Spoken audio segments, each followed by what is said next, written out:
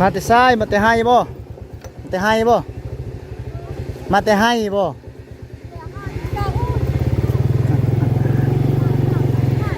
มาแต่สวนมันบ่โอ้ท่านผู้ชมมาแต่จากการที่เฮ็ดงานท่านผู้ชมยังมันแรงตอนนี้บ้านยังเบานี่บ้านจุใต้บ่นี่จุกลางเนาะโอ้หมู่บ้านจุกลางท่านผู้ชมเนาะเพิ่นมาแต่เรียนงานเนาะที่ก็ยังมาพร้อมท่านผู้ชมเนาะ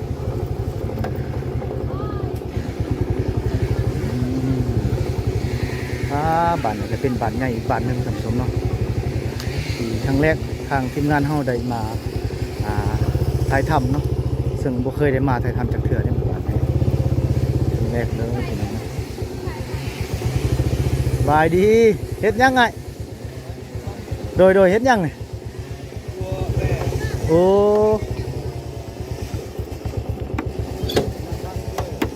โดยเอามากอันนี้ไปปัวเบะหนักสมอันนี้เนาะนี่เลี้ยงควายพี่น้องควายอ้ายบ่นี่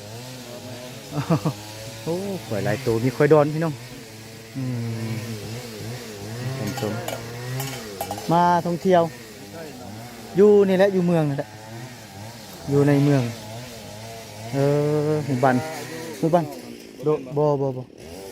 บ้านจุกลางนี่เนาะโอ้บ่เคยมาเทื่อเลยบ้านโดยบ่เคยมาจากเทื่อเลยเข้าไปในบาทก่อน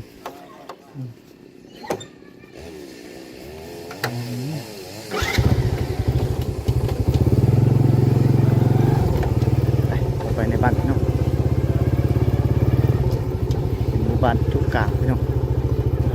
บ้านใหญ่เถอะเนาะสมควรพี่น้องเนาะนี่ผู้สาวเลยเฮ็ดยังผู้สาวเอาล้านเจ้าเราอยู่เฮือนเอาล้านเนาะโอ้เจ้าอยู่ผู้เดียวเลยมื้อนี้มุ้ยไปอยู่เฮือนเลยไปใส่บัดเขาไปหน้าหรือไปให้ไปส่วนไปกลมันบ่โอ้ไปกลมันเจ้าอยู่ผู้เดียวเจ้าแสดงว่าเจ้าเป็นลูกละแม่นบ่เจ้าเป็นลูกละอยู่นี่ลูกสาวละเลยลูกสาวละนี่กระดองแพงได้จังได๋เลยเบิ่งไอ้ถามนี่ซื้อหยังเจ้าซื้อหยังซื้อลานซื้อร้านซื้อเจ้านะซื้อลานโอ้เคยเข้าโรงเรียนอยู่บ่เคยเรียนฮอดม.ใดม.7จบม.7นะปีกายจบเรียนงานโอ้จบม.7จบเจือเนาะเฉพาะจะเว้าลาวเก่งเนาะเฉพาะจะเป็นหมดเวลาค่อยถามน้องซื้อร้านแม่นบ่ซื้อลานน้องหลานพี่น้องน้องหลานเพิ่นเรียนจบม.7เนาะสาวลาวในสาวลาวชนเผ่าตะโอ้ยแม่นบ่ตะโอ้ยบ่นี่ตะโอ้ยหรือปุโกะน้องหลานสาวลาวชนเผ่าปุโกะพี่น้องอายุก็น่าจะประมาณ15-16แม่นบ่เท่าใดล่ะอายุจ้ะ22เลยค่อยว่าเจ้าประมาณ15-16เนาะ22ปีพี่น้องตอนนี้เพิ่นสถานะเพิ่นยังโสดอยู่เนาะแม่นบ่ยังโสดหรือมีผู้บ่าวเลยถ้าผู้บ่าวฝั่งใดเนาะว่าจะเป็นฝั่งลาวฝั่งไทยที่สนใจอยากติดต่อน้องก็ทักหาทางเพจของทีมงานเฮาเลยเนาะเฮาสินำตามติดชีวิตของน้องเพิ่นเนาะชื่อน้องหลานอยู่ที่หมู่บ้านจุกลางแม่นบ่หมู่บ้านจุกลางเมืองตะโอยแขวงสารวัตรพี่น้องชนเผ่าปะโกะเนาะที่เพิ่นได้จบเรียนม.7แต่ว่าบ่มีอยากเฮ็ดงานทำเนาะอยากงานทำเลยเพิ่นอาจจะเขตนี้จะบ่ได้มีงานรับจ้างคือเขตในเมืองแม่นบ่มีแต่ดูแลแม่อยู่เฮือนโอ้แม่จะบ่สบายพ่อก็เสียแล้วโอ้ยังเหลือแต่แม่เสียเดือน1วันที่18โอ้ใหม่ๆนี่นะยังแต่แม่ก็ย่างบ่ได้เลยโอ้เป็นอัมพาตเดี๋ยวนี้มันอยู่นี่มันอ้ายจะเป็นรักมันบ่โอ้จะมีเอื้อยไผ่เนาะมีเอื้อยไผ่แล้วเจ้ามีเอื้อยบ่เอื้อยเอาพัวหมดแล้วโอ้แสดงว่าพวกเจ้าอยู่ในนี่มีจักคนแท้ขออนุญาตถามเด้อว่าลูกของแม่จะมีจักคนทั้งหมดลูกแม่รวมทั้งหมด6คนยิงตายโอ้ อ้ยิง3ชาย3 สามสายสาม โอ้แสดงว่า2คนเนี่ยเอาผัวหมด เอาโคเบิด และผู้ชาย3คนดิเอาเมียเบิดแหละ เอาเบิดแต่อายผู้หนึ่งหั่นเขา ไป ปะกันแล้ว ตัวยังอยู่ในเฮือนหลังนี้นี่เนาะแสดงว่าเจ้าเป็นลูกหลาเลย แตงกินของตัง โอ้ หัวตัง แนวนี้เนาะทางผู้เจ้าเนาะแบบว่าบ่เฮ็ดกินนี่แม่นว่าเฮ็ดกินต่าง ตัง แต่ว่านอนอยู่เฮือนหลังเดียวกัน ถ้ามีเงินหั่นสิเฮ็ดตังเบิดแต่บ่มีเฮ็ดแต่เพื่อนครัว โอ้นั่นเนาะโอ้สุนเผ่าปะโกะนี่เขาเจ้าเฮ็ดแบบนั้นเนาะข้าพเจ้าก็เคยมาได้ยินบ่เคยได้ยินคือกันเนาะแบบว่านอนเฮือนหลังเดียวแต่ว่าเฮือนครัวต่างบ่เฮ็ดกินต่าง แต่ถ้าเป็นสุนเผ่าตะโอยนะคันสุนเผ่าตะโอยคันจะเฮ็ดกินต่างจะต้องเฮ็ดเฮือนต่างเด้เป็นนั่นเด้เผ่าตะโอยเด้จะต้องลงเฮือนต่างเลยเนาะอันนี้เฮ็ดเฮือนครัวต่างแต่บ่นอนนำกันพี่น้องบ่เคยได้เข้าไปในเมืองเลยแม่นบ่เคยไปอยู่บ่ เดี๋ยวนี้แห้งอกไปใส่บ่ได้เลยแม่บ่สบาย โอ้ มีแต่อยู่ในเรือนสิไปเฮ็ดเวียกก็ไปบ่ได้ โดยแม่บ่สบายพี่น้อง แม่เพิ่นเป็นอัมพาต เอาหลานทุกมืออีกหลานผู้ที่บ่มีแม่หันเข้าปะกันอันนี้มียังแต่อาย แสดงว่าลูกเราเลยบ่ไปอยู่นำแม่เนาะอยู่นำเรา น้ำอาย โดยเข้าใจความรู้สึกเนาะเหลือแต่แม่ก็ช่วงนี้ก็บ่ค่อยสบายพี่น้องแม่เพิ่นเป็นอัมพาตเนาะ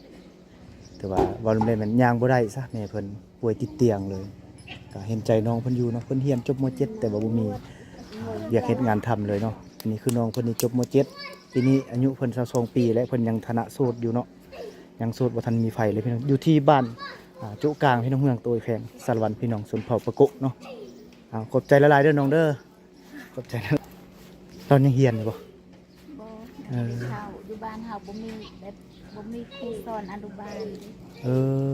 อยู่บ้านเจ้าก็มีโรงเรียนแม่นบ่อยู่นี่ มีแต่ป .1 ปหนึ่งขึ้นไปเนาะค่อยกะครั้งแรกได้มาบ้านนี่บ่เคยมาจักเทื่อเลยได้ยินแต่ชื่อว่าจุกลางจุไห้จุใต้จุน้ำเงินจุเก่านะแต่บ่เคยได้เข้ามาจักเทื่อมื้อนี้เป็นมื้อเต็มอิดเลยได้เข้ามาหมู่บ้านนี้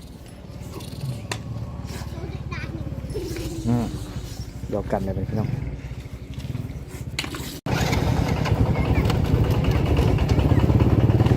ไปพี่น้องไปเบิ่งโซนใหม่เนาะ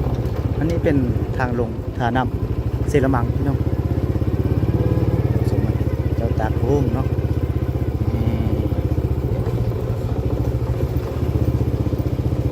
มีโซนครัวพี่น้องหมู่บ้านนี่สลับสับเปลี่ยนกันเนาะหลังเขื่อนใหญ่หลังเขื่อนน้อยพี่น้องไปทางเดินสิไปทางใดตักน้ำบ่ตักน้ำบ่โอ้จีกับพาใหญ่แท้โอ้มาแต่ตักน้ำมันนี่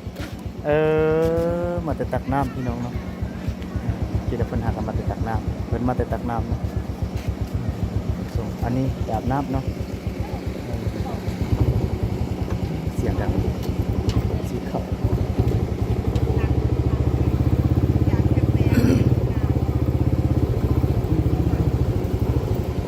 หวังไงไพศาลคือกันพี่น้องมาแต่ไซนี่ก็มาแต่ไซไม่ยังเข้าโอ้มาที่สีเข้าไปทางใดต่อนี่ผู้สาวสีเข้านี่เป็นหมู่บ้านเพิ่นจะมีโรงเรียนติดกับบ้านในหมู่บ้านนี้เนาะ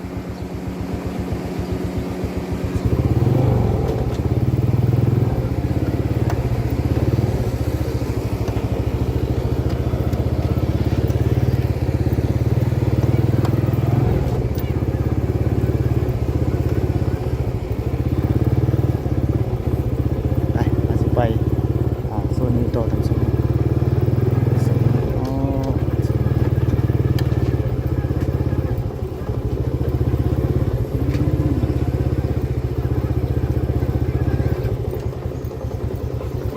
บายดีแม่ใหญ่บ่ได้ไปกุนมันบ่โอ้พักพรอันนี้บ่เฮือนแม่ใหญ่โอ้เนาะนี่เฮือนเราโดยไม่เท่ายังไงผมมีผัวอีกโอ้ผัวใหญ่เสียชีวิตแล้ว เชียร์ตะดนแล้วบ่ เออ จักปีเลยพ่อใหญ่เชียร์นี่ นั่นน่ะ5 ปี 5 ปีแล้ว เออ เอ่อ rồi nó cơ được có bốc với nó เดี๋ยว ถ่ายนะ โอ้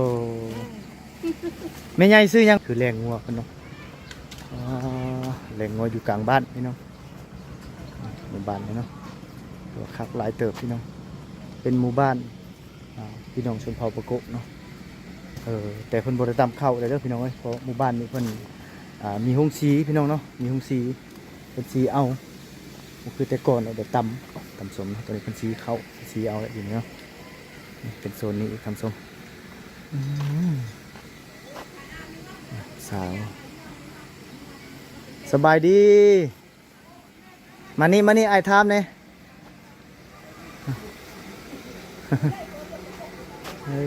โดยโอ้ไปทางใดไปตักน้ำบ่เห็นบ่หมู่บ้านนี่ใช้น้ำยังน้ำป้าบ่หรือน้ำลิ้นน้ำลิ้นบ่ใช้น้ำยังบ้านนี่โอ้เบิ่งไอ้ทามนี่เจ้าไปตักน้ำอยู่ไสนี่น้ำห้วยบ่ แม่นธรรมดา โอ้ใช้น้ำบาดาลจวกเอาในนี้จวกแมันบ่จะสิเอาไปใส่นี่พุดพักอยู่ใส่ส่วนพักจ้ะนี่บ่เอาบัดส่วนตอนบ่แม่นบ่หั่นบ่บ่ละฮะหันบ่แม่นบ่ส่วนเจ้าบ่ละบ่แม่นบ่หั่นส่วนตัวนี้นี่บ่โอ้เจ้านี่ยังเข้าโรงเรียนคือเบิ่งมันบ่ บ่ได้เรียนเลย บ่ได้เรียนแล้วเขาเบิ่งเจ้าคือยังน้อยอยู่ เจ้าคือบ่เรียน เป็นอะไร บ่มีรถสิไป โอ้โรงเรียนโอ้ออกเรียนอยู่นอกพุ่น อยู่ทางเข้าพุ่นได้โอ้บ่มีรถสิไปพี่น้องน้องเพิ่นเนาะเพิ่นได้ออกโรงเรียนเนื่องจากว่าบ่มีรถหรือว่าบ่มีมอไซค์เนาะแต่เป็นภาษาทางไทยบ่มีมอไซค์สิเที่ยวไปโรงเรียนเนาะเพิ่นเรียนอยู่ทางเข้า หมู่บ้านโจ๊ะน้ำเงินทางเขาถือว่าห่างจากทางเข้ามาห้องนี้ประมาณ10 กว่ากิโลพี่น้องเธอจะย่างกันยังบ่ได้เจะเฮียนห้องลงได้ป .4 ป .5 บ่ละ ฮอดห้องป ป .5 โอ้จบป .5 แล้วออกจบป .5 ท่านผู้ชมโดยขอบใจเอาไปหดสวนจนได้หมดน้ำมันเฮียแล้วไปหดสวนเลย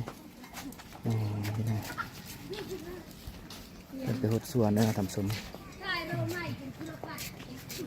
หนึ่งสาวคนหดสวนเพิ่นออกจากโรงเรียนเนื่องจากบ่มีรถไปโรงเรียนพี่น้องไต่ต้นแล้วเนาะโอ้ผักเรางามพี่น้องเนาะผักบัวเนาะอันนี้สวนกันเนาะโอ้ผักเรางามขนาดพี่น้องนี่เป็นผักเลย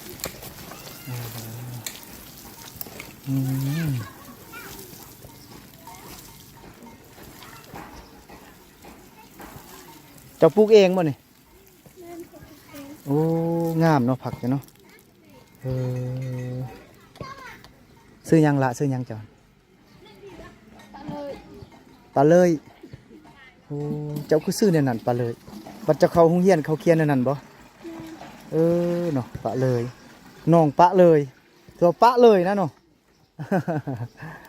เป็นหดผักพี่น้องหยอกน้องพี่น้องเป็นซื้อน้องปลาเลยพี่น้องอันนี้ฝักหอมป่นโอ้นี่เบิ่งดิน่าจะบริหดลายมือเลยมันเหี่ยวแล้ว รถลายมือ โอ้มันเหี่ยวแล้วน้ำส้มน้องเป็นหดผักเป็นได้องค์เหียนน้ำส้มเนาะคือที่เห็นนั่นแหละ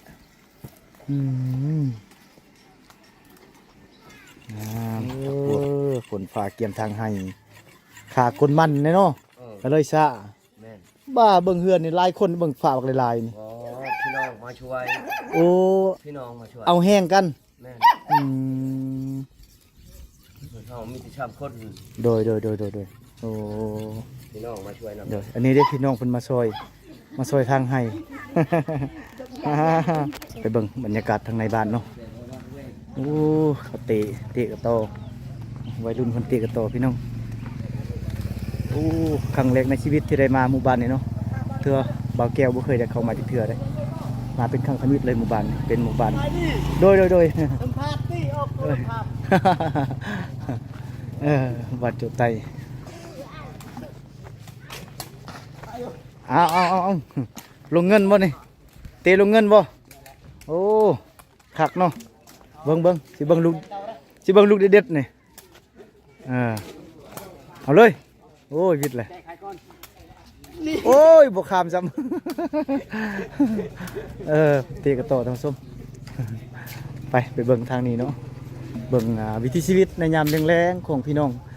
หมู่บ้านโจไตพี่น้องเอ้ยเนาะเมืองโตยแข่งสวรรค์พี่น้องชนเผ่าตาโอ้ยเนาะอยู่นี่เนาะอยู่ในชนเผ่าตาโอ้ยทั้งเบาแก้วได้ครั้งแรกที่ได้มาหมู่บ้านนี้กับบ่เคยมาจะถ่ายจักเทื่อเนาะเด็กน้อยเขาเจ้านำมาเป็นแถวเลยพี่น้องบายดีพ่อใหญ่ผูกงัวบ่เราบ่ได้ยินบ่เราบ่ได้ยินโอ้เราบ่ได้ยินเนาะท่านผู้ชมนี่ผูกงัวเนาะไปนี่หลานน้อยเพิ่นไปบ้านใดมันคือกันเนาะหลานน้อยน้ำหลังเต็มหลังเลยพี่น้องทีมงานเฮาจักไรว่าเลยโอ้บ้าน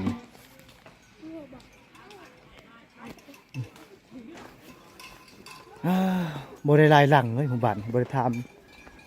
กระเจ้าเนาะว่าจะมีจากหลังขาวอันนี้บนจุดกระเจ้าเกหีดพี่น้องเห็นบ่จุดกระเจ้า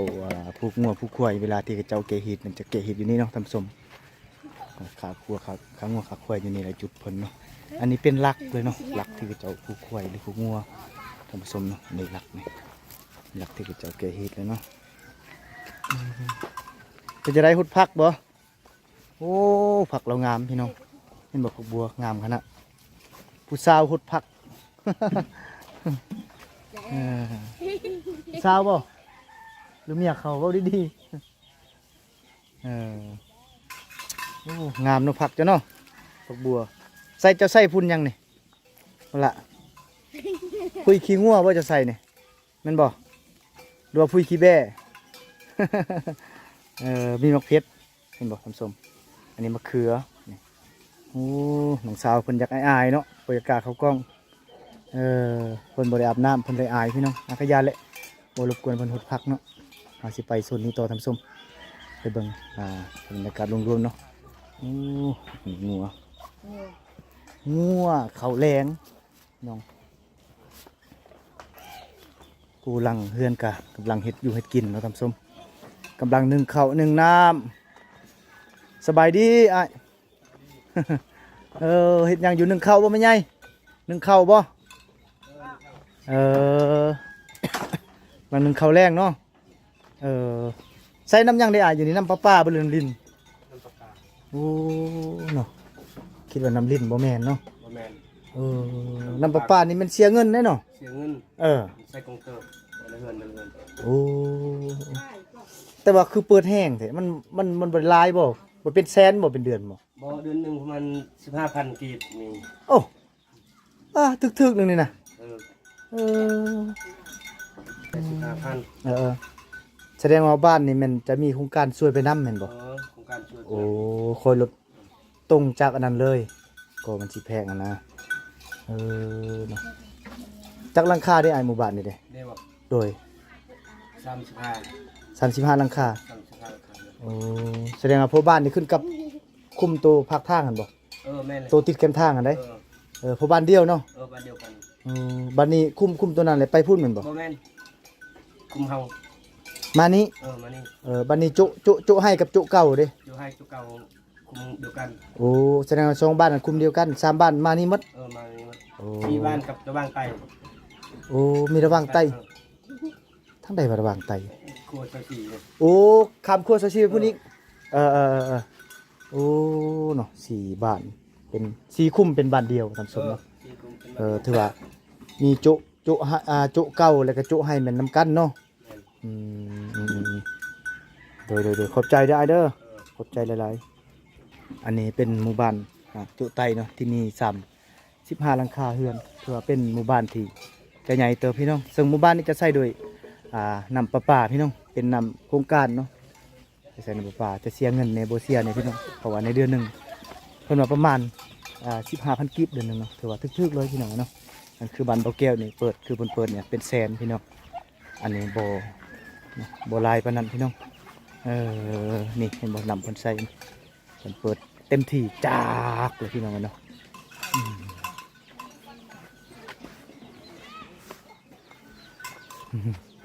สันนี้พี่น้องเป็นหมู่บ้านที่บ่ได้หลายหลวงเนาะ เฮ็ดหยังละน้อยนี่ดินเอาย่างบ่ดินย่างดินย่างหรือไหนมะขามโอ้ดินไหนมะขามดินเอาเงินบ่ฮะดินเอาไหนมะขามเข้าโรงเรียนนี่บ่พวกเจ้านี่บ่ผู้ใดในเข้าโรงเรียนเจ้าเข้าโรงเรียนบ่ฮะนอนๆเป็นทำทรงเนาะเข้าโรงเรียนเนาะไปส่วนนี้เนาะทำทรงทางนี้น่าจะแม่นลงเซรามังบ่ทางนี้บ่หมู่บ้านนี้บ่ได้มีทางลงเซรามังบ่โอ้เจ้ามานี่โอ้คิดว่าบ้านเจ้าเองบ่แม่นเนาะไปพี่น้องโอ้ชาวบ้านเขาเจ้าบ่เคยเห็นว่ะเนาะเห็นแต่เฮือนซานบ้านซองพี่น้องเอ้ยเนาะบ่เคยได้เห็นนี่พ่อใหญ่เพิ่นนอนอยู่อู่นี่บายดีพ่อใหญ่ พักผ่อนเนาะพักผ่อนเมื่อยก้นมันพักผ่อนแหละหมู่บ้านนี้บ่มีทางลงเชลมังบ่พ่อใหญ่ บ่มีเขาลงแล้วรวมแล้ว ทางใดทางลง อันนี้ตัด โอ้ทางนี้นี่บ่ใกล้บ่จากนี้ไป บ่ไกลคือจัง ใกล้ๆนี่เนาะ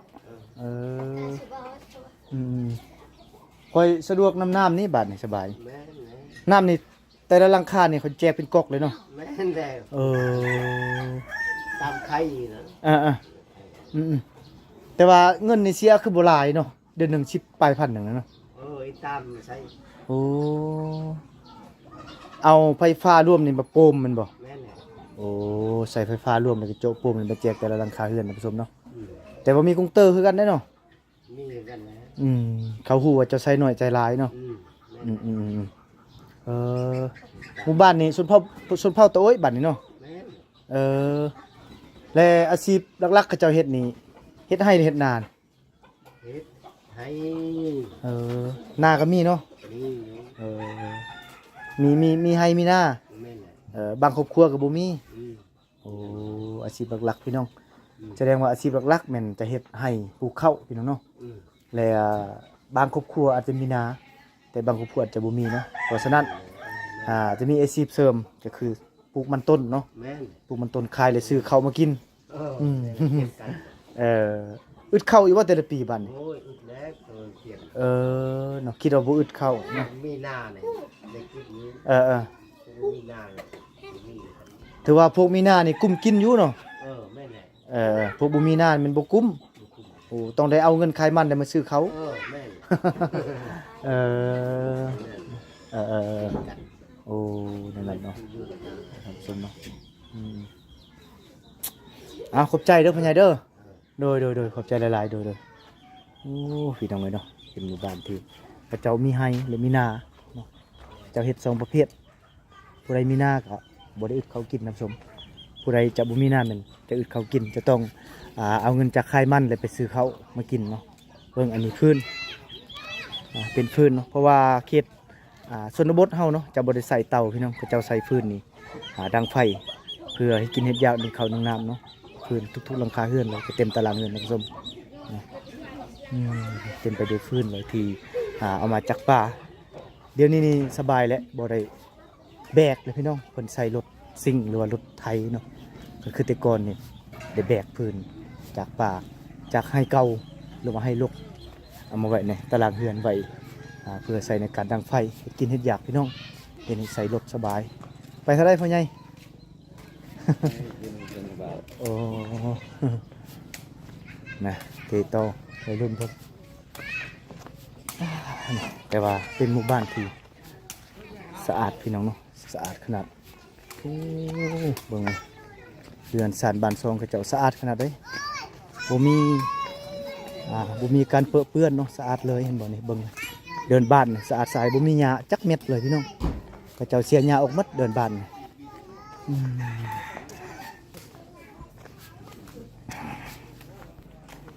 บายดีเฮ็ดหยังน้ออยู่นี่เนาะพักพรบ่ ชวนเมื่อจะชวน โอ้มาติมาติสวนมัน นั่งพักพรเนาะเมื่อยๆโอ้เมื่อยๆนี่มีน้ำเย็นๆกินมีแห้งเลยจากจอกหนึงมีแห้งเลยเอาทางไปทางใดอีกท่านน่ะทางไปสวนโอ้คิดว่าไปบ้านต่อไปบ่แม่นเนาะโดยเรียกทางนี้เนาะตัวออกนี่ยังเหลือคุมเดียวจุน้ำเงินนั้นเนาะทางเข้าอ่ะนะ ทางใหญ่ โดยยังเหลือแต่บานเดียวบานนั้นแหละคุมนั้นอาจจะน้อยกว่าคุมนี้อีกตามเบิ่งคุมนี้หลายกว่าแม่นบ่อันนี้จะมี35หลังคาเด้คุมนี้เด้เข้าโรงเรียนได้บ่นี่จุนี่ได้เข้าโรงเรียนได้บ่ เข้าโรงเรียน โรงเรียนใกล้ๆนี่เนาะบ่ได้ไกลโรงเรียนสบายอยู่หลานน้อยเข้าโรงเรียนโดยขอบใจเด้อพ่อใหญ่เด้อโดยสำสบตอนนี้มันค่ำเลยพี่น้องเอาถ่ายเรียบได้เลยเนาะเอากาสิกลับเบาแก้วสิกลับมือเฮือนแหละเนาะมือเฮือนเบาแก้วอยู่พุ่นแหละใกล้ๆกับในเมืองเนาะถือว่าห่างจากหมู่บ้านนี้ไปหาบ้านเบาแก้วประมาณ50 ปลายกิโลเลยแหละใช้เวลาการเดินทางประมาณ1 ชั่วโมงอาจจะฮอดบ้านเนาะเกี่ยมกับมันค่ำตอนนี้6 โมงยังแหละเกือบถ่ายเรียบได้แล้วทำสมเนาะไปเอาสิไปปิดคลิปอยู่คนแหละอยู่รถบนเฮาจอดรถพุ่นเนาะตอนนี้เฮายังออกจากบ้านแล้วโอ้หมู่บ้านนี้บ่ค่อยมีกิจกรรมพี่น้องเนื่องจากว่าบ่เห็นชาวบ้านเขาเจ้าเนาะชาวบ้านเขาเจ้าเพิ่นยังบ่ทันได้มาแต่ให้แต่สวนเนาะของหมู่บ้านนี้เขามาแต่สวนค่ำเลยเด้บ้านนี้เด้บ่คือบ้านอื่นเนาะก็มาแต่เว้น